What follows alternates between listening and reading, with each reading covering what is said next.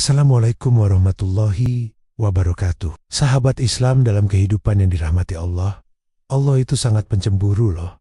Bahkan kecemburuan Ayah melebihi cemburunya manusia. Tapi tunggu dulu, cemburunya Allah itu beda banget sama cemburu kita. Kalau kita cemburu karena takut kehilangan atau insecure, cemburunya Allah itu timbul karena sintenaya yang luar biasa besar pada hambanya. Allah cemburu ketika kita lebih mencintai dunia, harta, jabatan, atau bahkan makhluk lain melebihi cinta kita kepadanya. Allah juga cemburu ketika kita melakukan hal-hal yang Ia larang.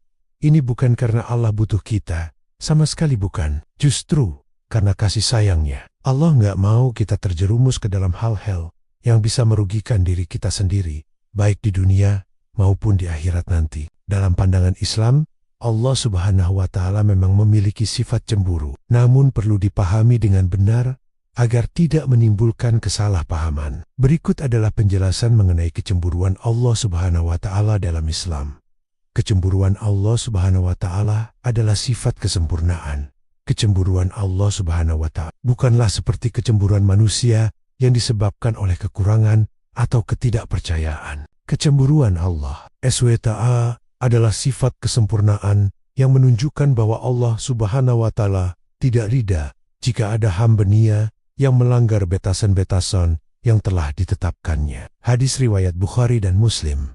Sesungguhnya Allah itu cemburu, dan seorang mukmin itu juga cemburu. Kecemburuan Allah itu adalah ketika seorang mukmin melakukan apa yang Allah haramkan kepadanya. Bentuk kecemburuan Allah Subhanahu wa Ta'ala. Allah Subhanahu wa Ta'ala cemburu jika hamba Nia menyekutukan Ayah dengan sesuatu yang lain. Syirik adalah dosa terbesar dalam Islam dan sangat dibenci oleh Allah Subhanahu wa Ta'ala. Allah Subhanahu wa Ta'ala cemburu jika hamba Nia melakukan perbuatan maksiat dan melanggar perintah-perintahnya. Allah Subhanahu wa Ta'ala cemburu jika hamba Nia lebih mencintai dunia daripada akhirat. Hikmah kecemburuan Allah Subhanahu wa Ta'ala. Kecemburuan Allah Subhanahu wa Ta'ala adalah bentuk kasih sayangnya kepada hambanya. Allah Subhanahu wa Ta'ala tidak ingin hamba Nia terjerumus ke dalam dosa dan kesesatan yang akan merugikan mereka sendiri. Kecemburuan Allah SWT mendorong hamba Nia untuk selalu berhati-hati dalam setiap perbuatan dan menjauhi segala sesuatu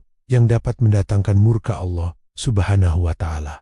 Bagaimana menyikapi kecemburuan Allah Subhanahu wa Ta'ala? Sebagai seorang Muslim, kita hendaknya selalu berusaha untuk menjauhi segala sesuatu yang dapat membuat Allah Subhanahu wa Ta'ala cemburu. Kita hendaknya selalu beribadah hanya kepada Allah Subhanahu wa Ta'ala semata dan tidak menyekutukan Ayah dengan sesuatu yang lain. Kita hendaknya selalu menjalankan parina Allah Subhanahu wa Ta'ala dan menjauhi segala larangannya. Kita hendaknya lebih mencintai akhirat daripada dunia dan mempersiapkan diri untuk kehidupan setelah kematian. Perbedaan kecemburuan Allah Subhanahu wa Ta'ala dengan kecemburuan manusia. Penting untuk diingat bahwa kecemburuan Allah Subhanahu wa Ta'ala berbeda dengan kecemburuan manusia. Kecemburuan manusia seringkali disebabkan oleh rasa tidak aman, ketakutan kehilangan, atau kurangnya kepercayaan diri. Sementara kecemburuan Allah Subhanahu wa Ta'ala adalah sifat kesempurnaan yang menunjukkan bahwa Allah Subhanahu wa Ta'ala tidak ridha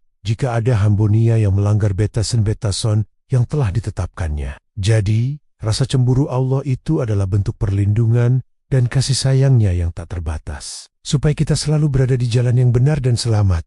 Kesimpulan dalam pandangan Islam, Allah Subhanahu wa Ta'ala memiliki sifat cemburu, namun perlu dipahami dengan benar sebagai sifat kesempurnaan yang menunjukkan bahwa Allah Subhanahu wa Ta'ala tidak ridha jika ada hamba Nia yang melanggar batasan-batasan yang telah ditetapkannya. Sebagai seorang Muslim, kita hendaknya selalu berusaha untuk menjauhi segala sesuatu yang dapat membuat Allah Subhanahu wa Ta'ala cemburu dan meningkatkan keimanan dan ketakwaan kita kepadanya. Jangan lupa subscribe dan bagikan video ini agar lebih banyak yang mendapatkan manfaat. Wassalamualaikum warahmatullahi wabarakatuh.